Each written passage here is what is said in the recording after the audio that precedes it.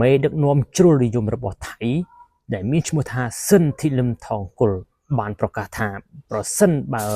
បានដឹកនាំប្រទេសហើយមានអំណាចពេញដៃនោះ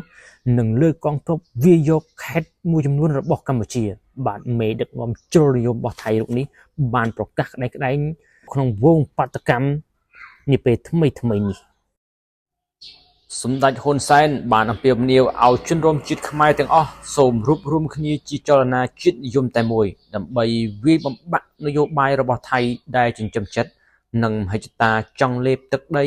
ខេត្តមួយចំនួនរបស់ប្រទេសកម្ពុជាសម្ដេចតេជោហ៊ុនសែនប្រធានព្រឹទ្ធសភាកម្ពុជាបានបញ្ចេញសារនៅលើបណ្ដាញសង្គមនារុស្ស៊ីថ្ងៃទី30ខែមិថុនាឆ្នាំ2025នេះថា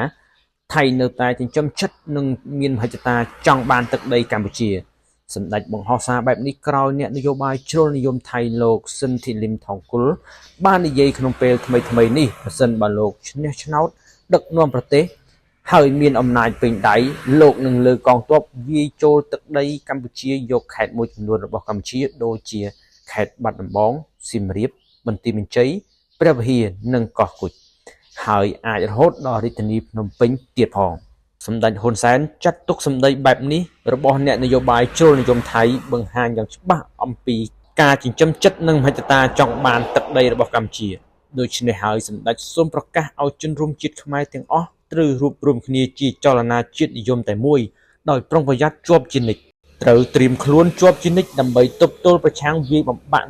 កលនយោបាយដ៏សែនខ្មៅកខ្វក់របស់ថៃដែលចិញ្ចឹមចិត្តនិងមហិច្ឆតាចង់លេបទឹកដីខេត្តមួយចំនួនរបស់កម្ពុជាសម្ដេចបន្ថែមថាដោយចរិតឈ្លានពានបែបនេះទើបយើងត្រូវពង្រឹងកងកម្លាំងប្រដាប់អាវុធគ្រប់ប្រភេទត្រូវពង្រឹងខឿនការពារជាតិរបស់ប្រជាជនត្រូវខិតខំចរចាដើម្បីបោះបង្គោលព្រំដែនជាមួយថៃឲ្យបានឆាប់យើងត្រូវត្រៀមខ្លួនតស៊ូរយៈពេលវែងតាមផ្លូវយោធានយោបាយការទូតនិងផ្លូវច្បាប់